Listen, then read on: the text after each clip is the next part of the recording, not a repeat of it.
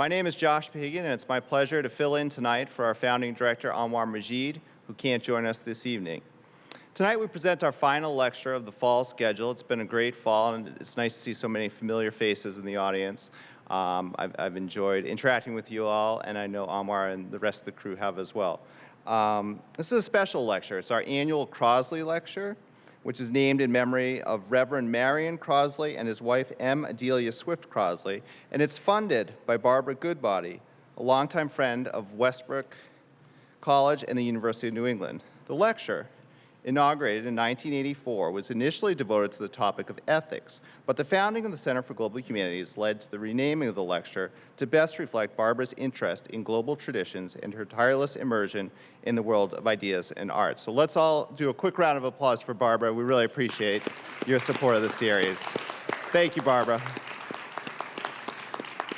And she's here joining us this evening.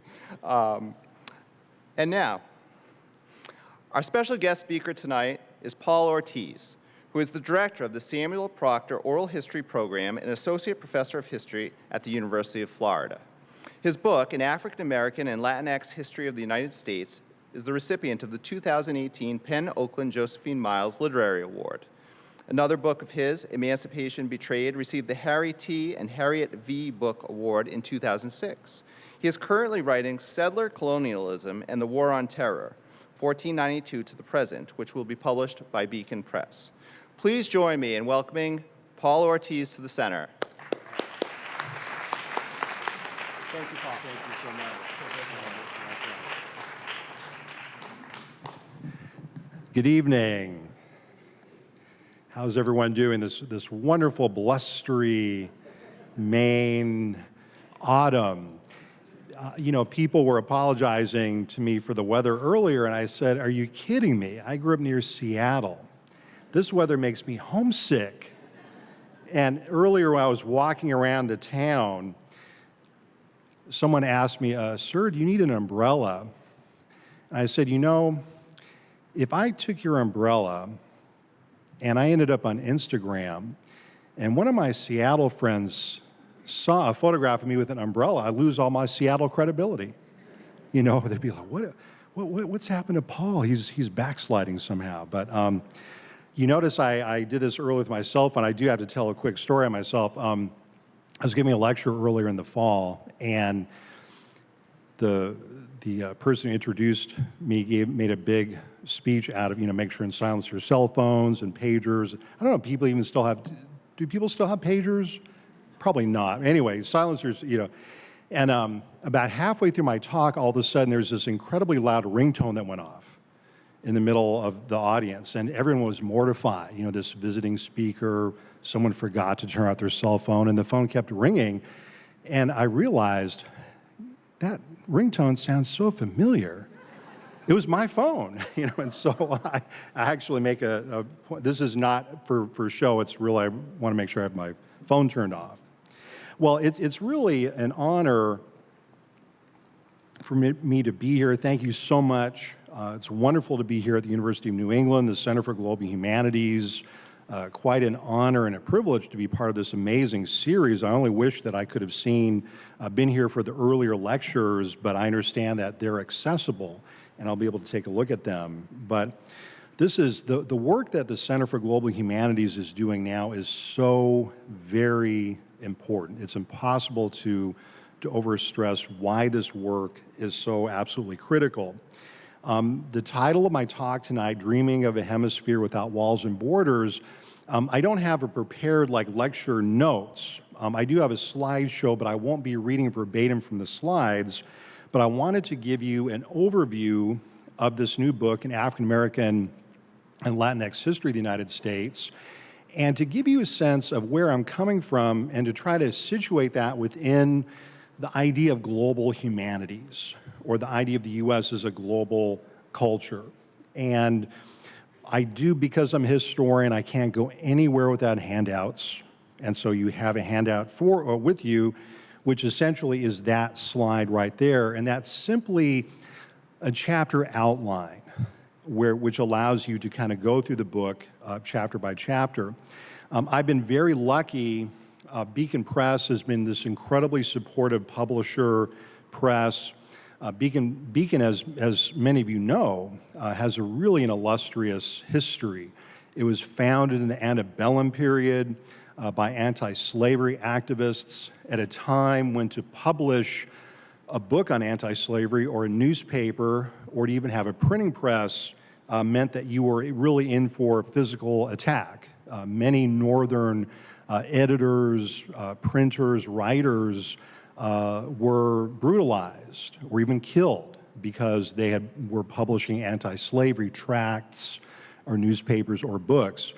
Beacon Press really stepped up in the antebellum period, and I'm very honored to be a part of this series called Revisioning American History. And the idea behind revisioning American history is to provide different perspectives on where we've come from, where we're going, where we are now. A lot of really good titles in the series. Roxanne Dunbar Ortiz, my dear colleague, has written a book called An Indigenous People's History of the United States, a Native American history.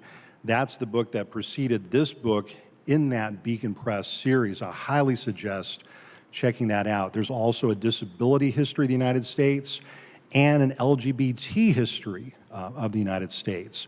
So these are really new takes on U.S. history. What I'm trying to do is really to situate U.S. history from the outset in the globe, in the world, to argue that to understand U.S. history, one must find a way to either physically go outside of the U.S.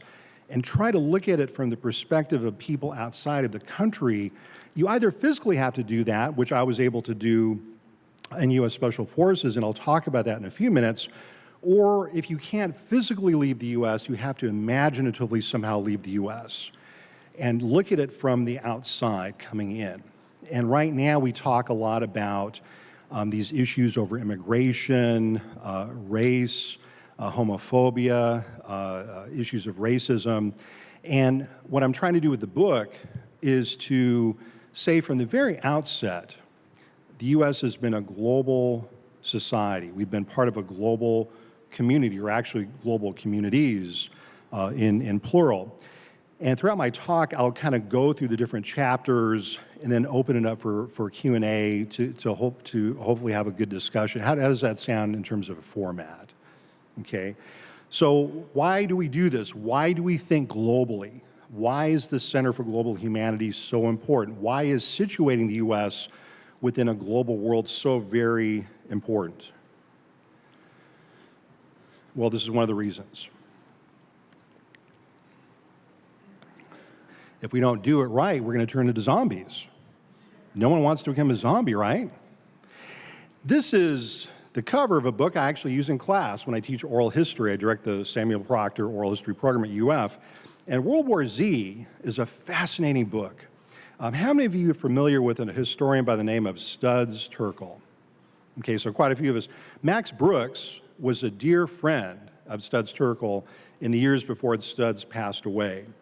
And an oral history of the zombie war is a global history of the most severe war in the history of humanity that almost caused humanity to go extinct. Now, you know I'm talking about a fantasy, right? But the point that Max Brooks is trying to make in this book, and by the way, World War Z is patterned after Studs Terkel's great book, maybe one of his greatest, maybe his greatest, called The Good War, which was Studs' book about World War II, oral history reminiscences of people in combat and the home front and other places. But what Brooks said, or what actually Jeb Wiseman, who's the director of strategic technologies at the National Center for Disaster Preparedness, said about World War Z is very interesting. Because World War Z is taken from the perspective of an oral historian who goes throughout the entire world. He goes to China, he goes to India, he goes to Pakistan, he goes to South Africa, he goes to Israel, he's in the United States. And he's a young oral historian who's trying to figure out why the zombie war, like where the plague came from, where the virus, if it was a virus, where it came from, why there was so much denial for crucial months and even years, which caused the world to be completely unprepared for the zombie plague, which swept over the entire world.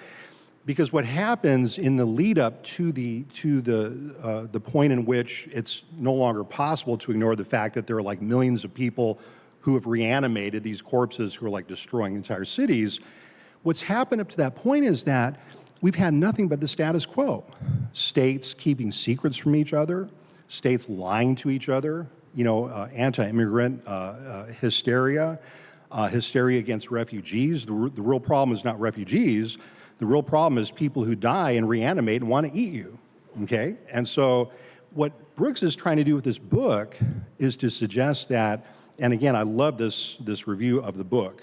Max Brooks has charted the folly of a disaster response based solely on advanced technologies and brute force.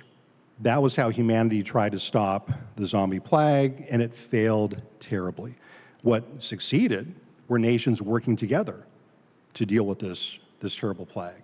Now, I'm not going to tell you how they worked together because then you wouldn't read the book, okay? So moving into my experience, a lot of the perspectives that I bring to bear in this book have to do with when I first went abroad. The first time I got on a plane was at the SeaTac airport, and it flew me directly into Newark, New Jersey, hopped a bus, and went to basic training at Fort Dix, New Jersey. It's the first time I ever was on a plane. And then in the second time I was on a plane, I jumped out of it.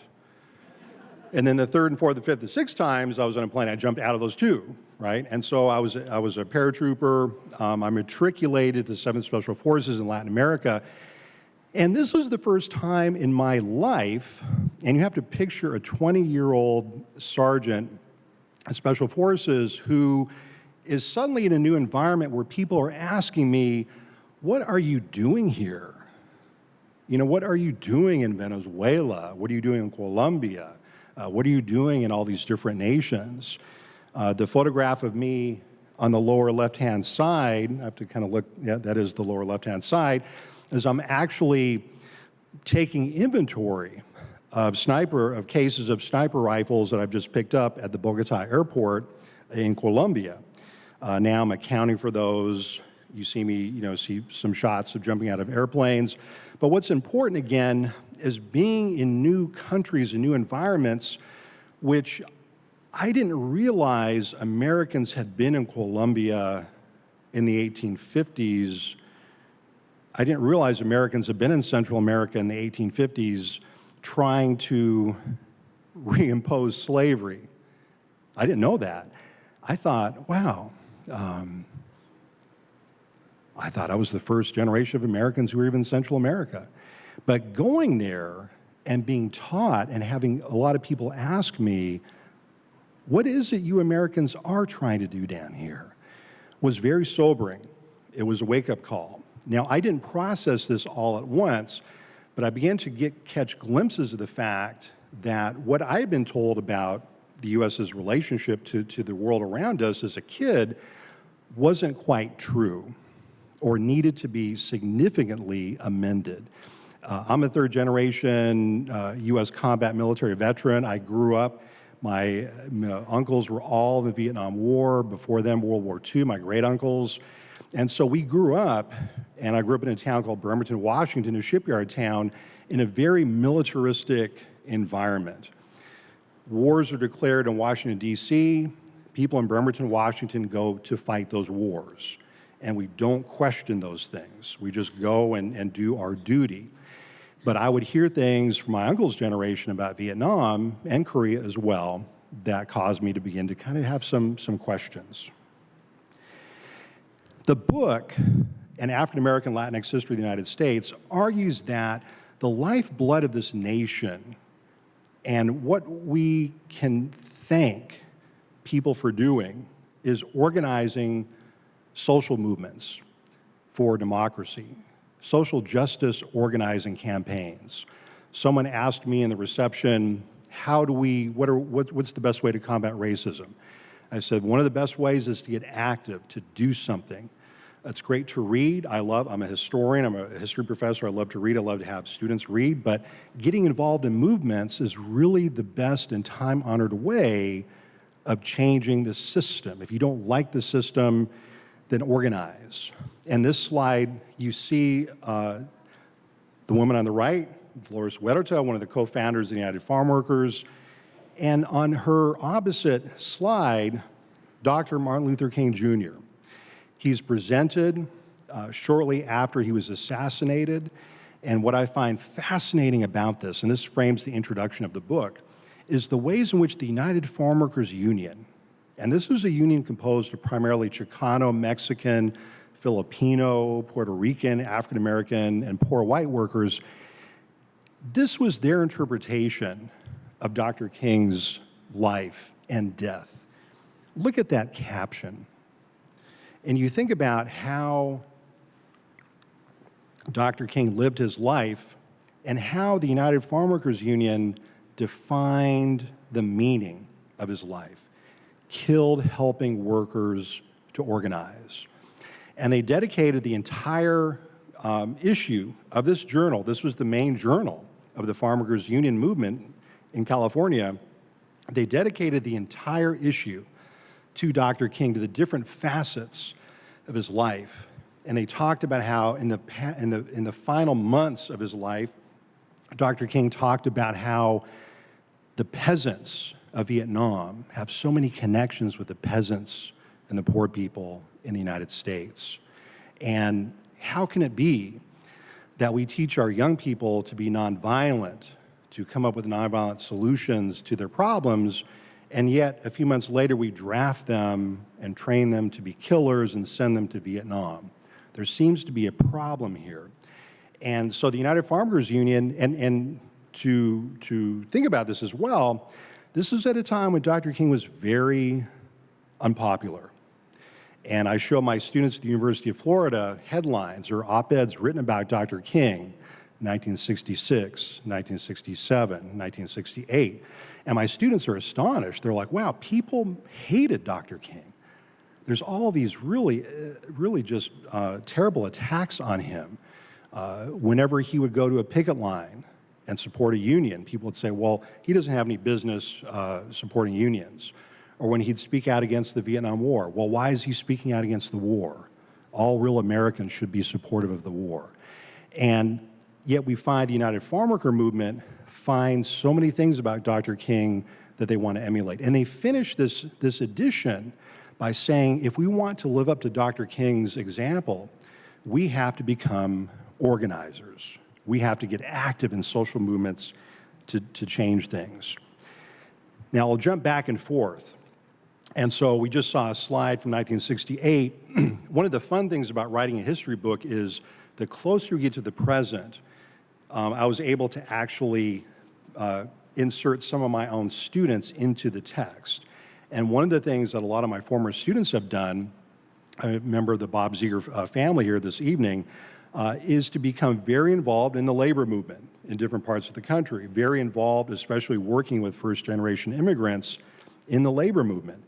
And this was a campaign in Smithfield, North Carolina, which I think could be one possible way to think about our future, like where do we go from here?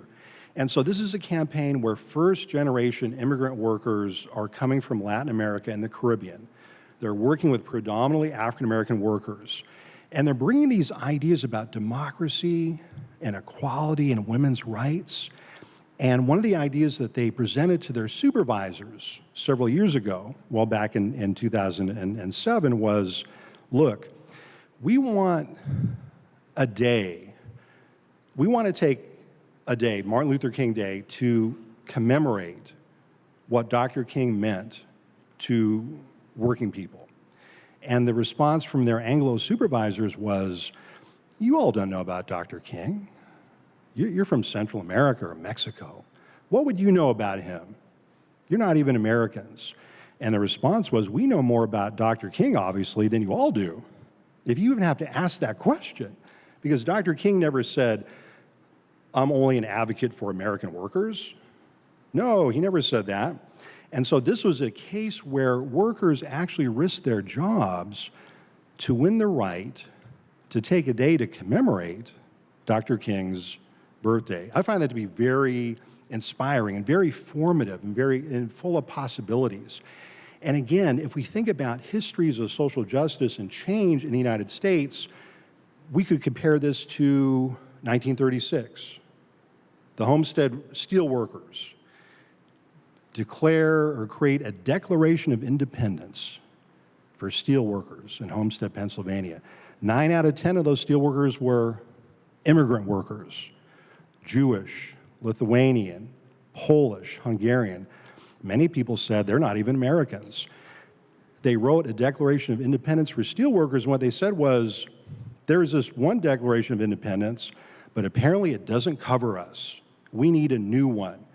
And they were the ones who built the Committee for Industrial Organizing, the CIO, the Industrial Union Movement. So it's been immigrants who often are the ones who are generative in terms of forming these movements for social justice. Now, if you go back to your handout, you'll see chapter 1. I start with Haiti. In a time of revolutions, the Haitian Revolution is probably the most important of all the revolutions. It's the first revolution in human history. It's the first successful slave revolution in human history. All slave revolts in the United States will key on the Haitian Revolution, and it becomes a beacon of hope for oppressed people throughout the world. At the end of the 19th century, in fact, Frederick Douglass gives a great lecture in Chicago at the World's Columbian Exposition, and he reminds his audience that of all the great abolitionists and the anti-slavery movement, it's the Haitian people that we should thank the most for the abolition of slavery in the United States. And even more than this, if you look at the great Latin American independence movements, and you think of people like Jose Marti, Antonio Maceo, Simon Bolivar, almost all of them end up in Haiti at one point or the other. Haiti becomes this beacon of liberty for oppressed people. Haiti provides sanctuary for generations of Latin American and Caribbean and American freedom fighters. Bolivar is there for quite a long time, so is Maceo, so is Jose Marti. And it makes perfect sense. I love to share this story because one of the groups that I advise at the University of Florida is the Venezuelan Student Association. And we talk about what it means for the fact that it's in Haiti that the Venezuelan flag is raised for the first time ever, because the Venezuelan patriots couldn't raise it in Venezuela proper because the Spanish authorities would have very likely executed them, right? But they could go to Haiti and have this sanctuary, if you will, of liberty. Now, the flip side of that, of course, is that the Europeans despise this. Unfortunately, the American government despises this. And you know about all these rivalries between France and Great Britain, the United States, the Dutch, so on and so forth. But there's one thing they could agree on. We've got to find a way to put a blockade, quarantine Haiti, keep Haiti as poor as we possibly can, because it's a danger, it's a threat to imperialism. And this is what the European powers in the United States collude on throughout most of the 19th and early 20th century, so much so that Haiti is even paying a reparations for slavery to France up until World War II. And the United States and the other powers allowed this to happen. Chapter 2 is about the Mexican War of Independence and its impact on the United States. My family came from Mexico in 1914. My grandparents fought in the Revolution. We fled to the United States in 1914, and one of the points I make in the book is that people like us, like my elders who come to the United States, come with these wonderful ideas. One of the ideas is, well, several of the ideas are found in this document, which I feature in the book. This is the first iteration of the National Federal Constitution in Mexico. It makes Mexico a world leader in the abolition of slavery, in the abolition of torture, in the idea that laws should apply to all with no privileges. And when the people from Mexico come to the United States or they go anywhere else, they take those ideas with them.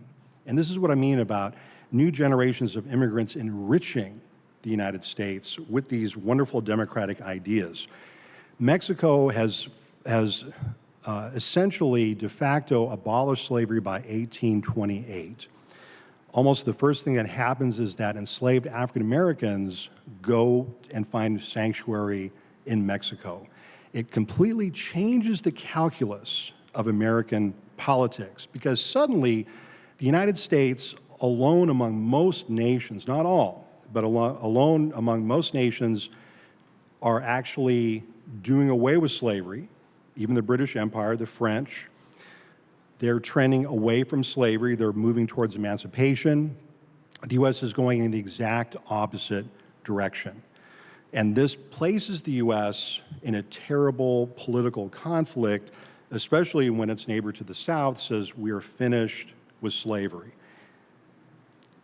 And you can see here, I was talking to some people during the reception, one of the amazing things about being able to spend a month or so in Mexico City is you walk around the city and you see these incredible murals. This is what the freedom fighters in Mexico were fighting against when they fought against the Spanish for their independence from the Spanish Empire. Centuries of torture, of degradation, of exploitation. And this is what the Mexican muralists did in the 1920s, 30s, and 40s to create a written record out of doors, right, to where Mexico understood that people would forget why the Mexican Revolution, why the War of Independence. So let's make sure that we create a record. And this record, by the way, has a big impact on art in this country. In fact, those of you familiar with the WPA, the Works Progress Administration, the main inspiration for that, now we know, was actually from Mexico. And again, it's a public, it's a tradition of public intellectuals, public artists. I love libraries, love museums, but the idea is we take the library, we take the museum, and we put it out in the public eye, where anyone has access to it. Why we fought the revolution, why we fought the War of Independence, so we don't forget where these struggles came from. In the midst of this, a tremendous opportunity. Jose Maria Morelos writes to James Madison. People ask me what was the funnest part of writing the book, and this was one of the funnest parts, really, was to find this letter, originally written in Spanish, to translate it, and to think about what could have been. Jose Morelos, who's the leader of the Mexican War of Independence against the Spanish, asking the American leadership, we need to bond together. We need to form an alliance. And the larger letters and correspondence include things like, well, you know, the British just marched into y'all's capital and burned it to the ground. You know that the Europeans are always going to come, they're grasping was the term. The grasping Europeans are always going to be trying to come back and take control of our countries. What if Mexico and the U.S. joined together, formed a grand alliance against all of the piracy, against all of the European chicanery and imperialism? Imagine what could have been. And I love using this case study and talking with my students about the what could have been, right? If we had formed this alliance, this kind of bridge building.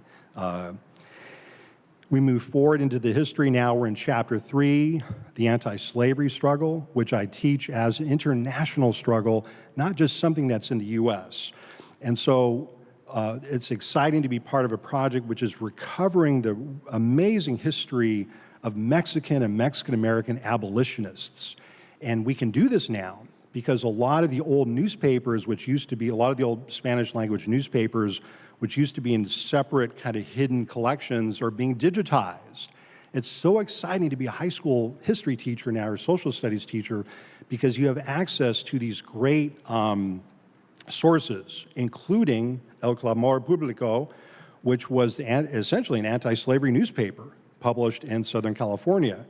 And one of the cool things, this mural was actually created by middle school and high school students. They're trying to reclaim this character, Francisco Ramirez. Most of us by now know who Frederick Douglass was, the foremost abolitionist of the 19th century, but we need to learn more about other people from other cultures who are also part of the anti-slavery movement. Douglass plays a big role in this book, and in many ways is the most important figure, certainly in the 19th century. I'm not going to read this quote, but Frederick Douglass is one of the most far-seeing radical thinkers who tells Americans by the 1840s, you are headed towards a civil war. There are things you can do to prevent it, but I kind of doubt you're going to do that. It makes sense to think of Douglass and those radical abolitionists as the prophet Jeremiahs of their time, right? So if you're familiar with the Old Testament, Jeremiah goes into the city, which it seems to be doing really well. The people there are very happy about themselves. God tells Jeremiah, it's your job to tell these people they're on the wrong path. And Jeremiah's like, are you kidding me? If you knew these people in this town, you wouldn't try to do this, right? But Douglass does the same thing. But now the Civil War has broken out. And Douglass is trying to get people in the North. This is for Northerners. It's not for Southerners. It's for people like us who grew up and lived most of our lives in the North. And what he's trying to get at is, this is why we have the bloodiest Civil War in human history up to this point.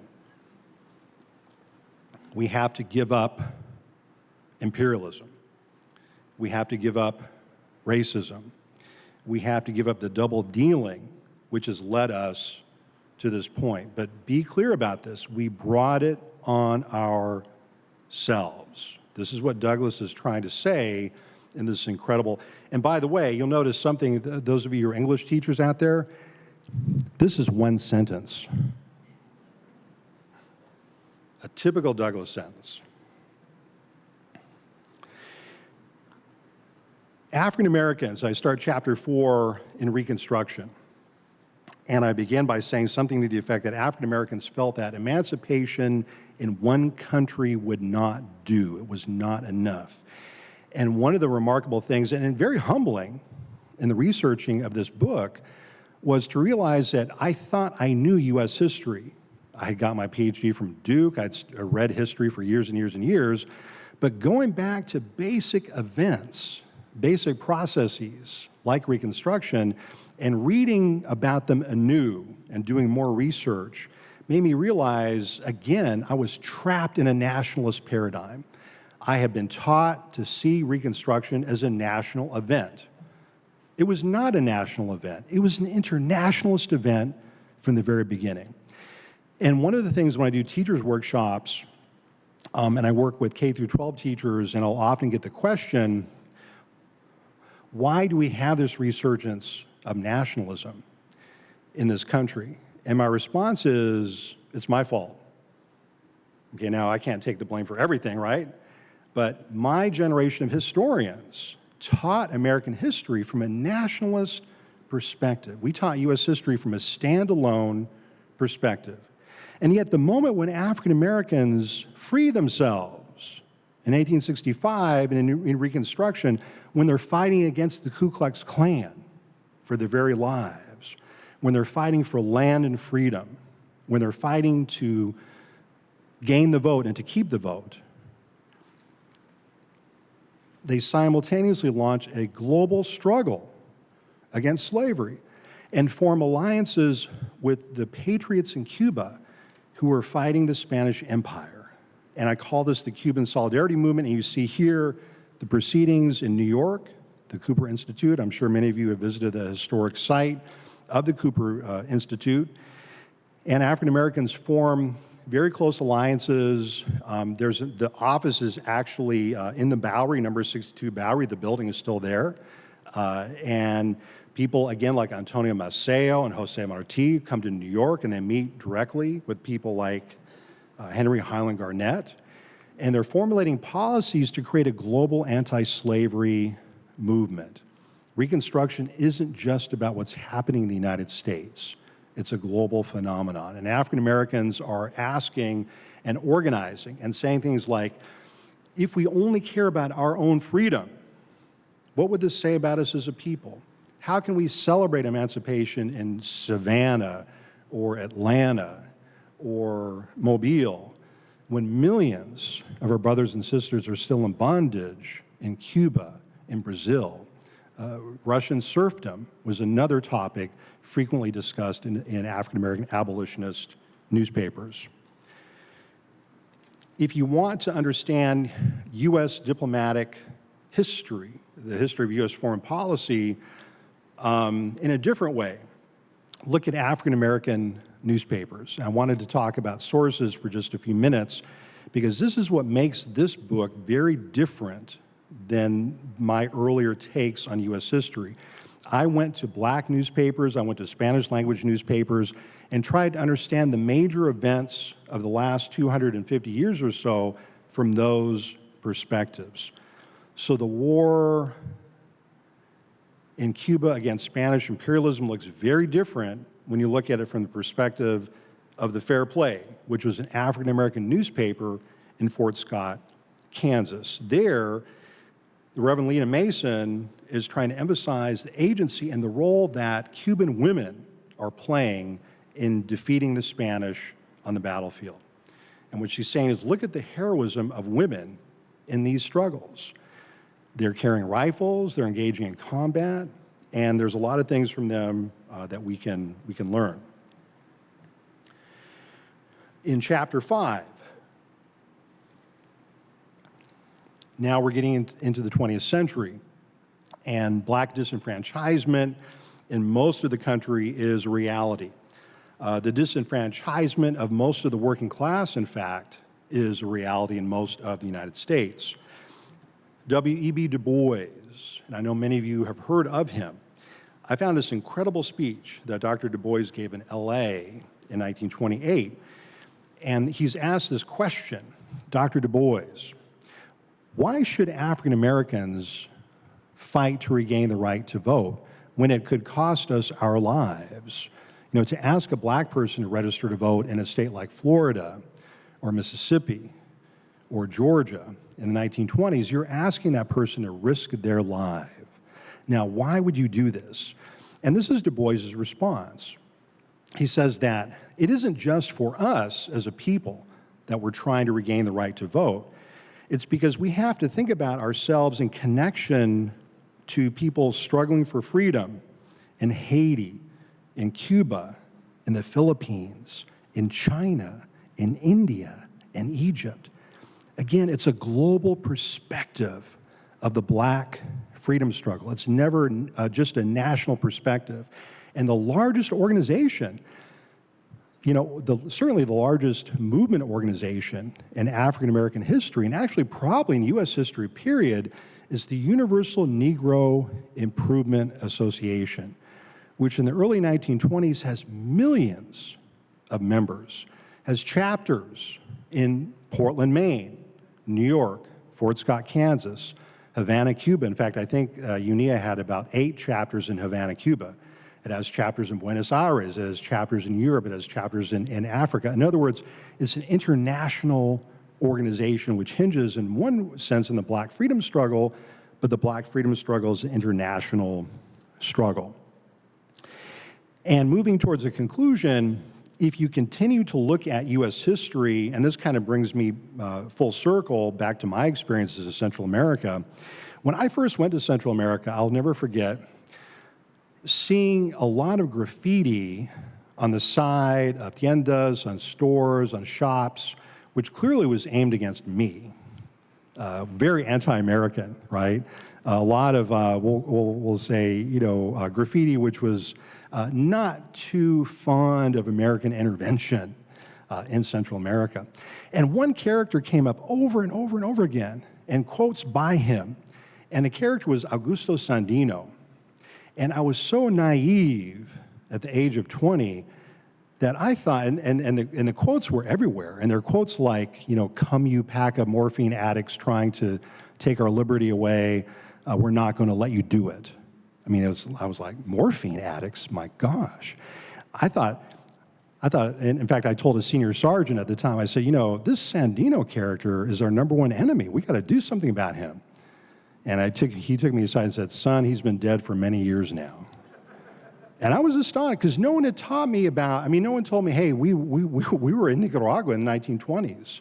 No one told me that. I thought I was the first American who was in Central America.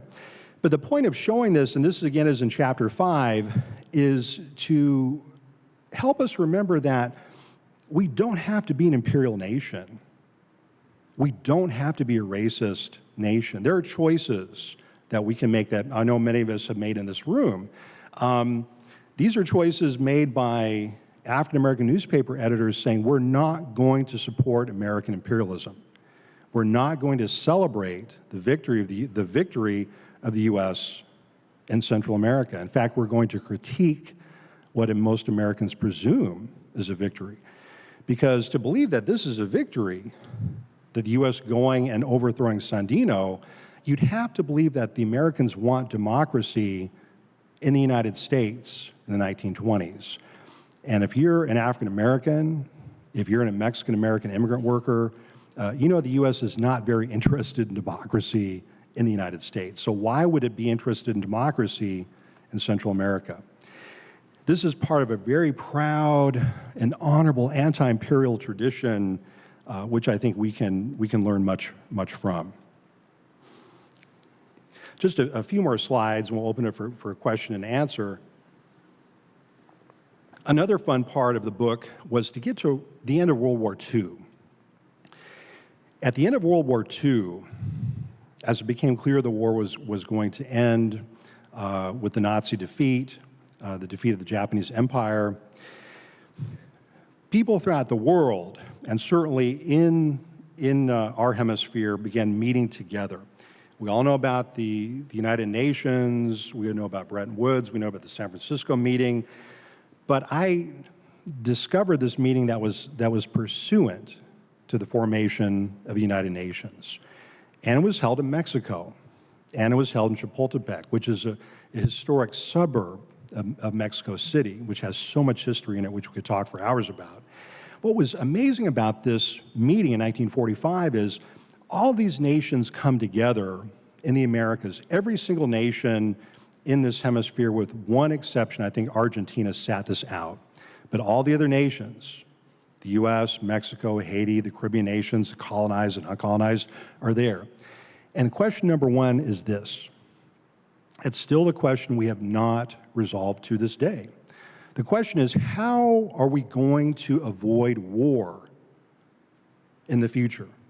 And remember now, back in 1945, the world is just emerging from the Second World War in living memory. So the world has been brought to the brink of catastrophe, not just once, but twice. And oh, by the way, there's this new thing called the atomic bomb. Wow. Things are not looking up for humanity. So what are we going to do to stave off the next war? What are we going to do to build a peaceful society without war, conflict, and bloodshed? And so all the nations of the Americas get together in Chapultepec, Mexico, and come up with a plan. The idea is we're going to end with a treaty. And the United States comes with very explicit plans. And the first plan the U.S. lays on the table is we need a new Monroe Doctrine.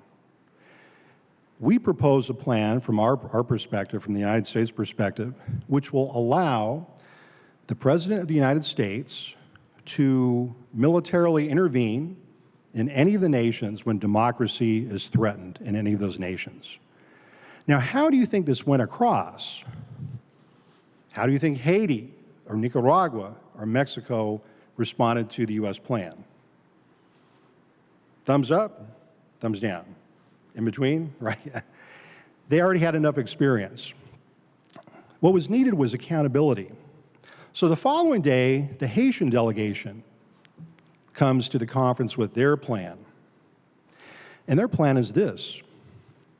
In order to stave off another world war, we have to understand what caused the war we're just emerging from. Number one, Nazism. What is Nazism but racism? The idea of white supremacy, that one people, one race, is so superior to all the others, that all the others should become slaves to the superior master race. Number two is the idea that within the nation that the master race is in, that nation is the number one nation above all nations. And other nations should be enslaved to the master race nation. So the Haitian delegation presents a resolution that says that the nations of the Americas swear to ensure that they will fight against racism within nations and refuse to allow any law passed within any nation that will support discrimination or oppression of any kind. Number two, that the Act of Chapultepec should include a clear directive that says that one nation of the Americas is not superior to any other nation. In other words, equality within nations and equality between nations. It is a bombshell. And the next day of the conference is my favorite day because Mexico comes to the table and they says, well, we love the Haitian delegation's proposal, but you all missed one thing. You didn't talk about the equality of women. Okay, and the Mexican Constitution states very clearly that women should be equal. And by now you can imagine the attitude of the Americans. They're like, oh no, what's happened here? We've lost control of the script. But it's an amazing moment in history. And this is one of the really originating points of the modern civil rights movement for both Mexican Americans and African Americans, because the U.S. is kind of forced into signing the Treaty of Chapultepec. And from that point on, the U.S. is no longer, no state is supposed to be able to pass a law which will lead to this discrimination of one group over the other. And right away, people like Thurgood Marshall and Pauli Murray began to use the Act of Chapultepec. And if you read carefully the early cases that are brought before district courts against housing discrimination, and then later the education suits, the Act of Chapultepec is cited very common. So just to conclude, the idea of social movements, and chapter 8 in the book brings us up to the present, and people ask me, where do you think the U.S. is going? Now, the most dangerous thing in the world is to ask a historian to predict the future. Not what we were trained to do, right? But it's fun. And again, I think of my students, in the forefront of that photograph are pictures. Some of these are students that I work with when I taught at UC Santa Cruz. But this was pursuant to the organization of the 2006 general strike. In Mexico, in California, this was referred to as a Day Without Mexicans. And the premise of this general strike throughout the entire nation was there were a number of laws that were being considered at the U.S. Congress at that point. And one of them would have made it illegal for any one of us to even offer any bit of assistance to someone who turns out to be an undocumented person, right? It's an anti-Good Samaritan law. So a lot of immigrant organizations, African, Irish, certainly Latin American, Caribbean, and others, finally got together and said, look, if you all hate us so much, try operating the U.S. economy one day without immigrant workers. We'll call your bluff on this, and we'll see how it works out for you. And so that was the lead up to the general strike in 2006. A lot of my students and young people participated in that strike. And I believe that we're still seeing these amazing impacts of that national organizing effort, because a lot of these students now, you see them with picket signs here. Oh, and the other thing, this is a women-led movement. This is feminism in action. 9 out of 10 leaders that I knew who organized this movement were women. And when you usually see men, they're far in the background where we belong, right? It's women in the forefront. And this is a very important innovation in American politics and culture right now, because if you look at the organizers in the climate justice movement, in Black Lives Matter, in the new labor movement, many of them, again, are young women. They became active organizing the 2006 general strike, And now they're kind of moving up the ranks. They're teachers, they're business agents for their unions, they're young immigrant rights, public interest lawyers. One of my former students, Leilani Montez, who is active in this movement, just called me a few days ago, and she's just been elected to the vice presidency of one of the largest healthcare worker unions in the state of New York.